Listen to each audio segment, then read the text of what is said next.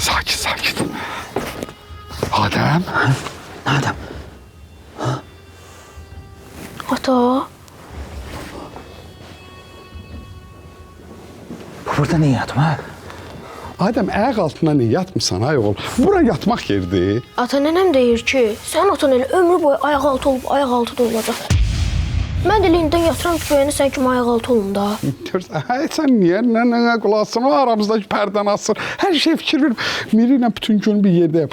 Mənə deyir ki, özünə hörmət qoymursan. İndi mən Mirinin sözünə diqqət eləyim. Qoymur. Ha, bu nə daxili var? Uşaq düz deyir əslində də. 50 dəfə sən deyirəm, elə deyirsən ki, gələn həftə qoyacam, sabah qoyacam. Bu hörməti qoy qutar. Uşaq da səndən görüb götürür də. Ya sən şahiyəndə. Adem get yerinə.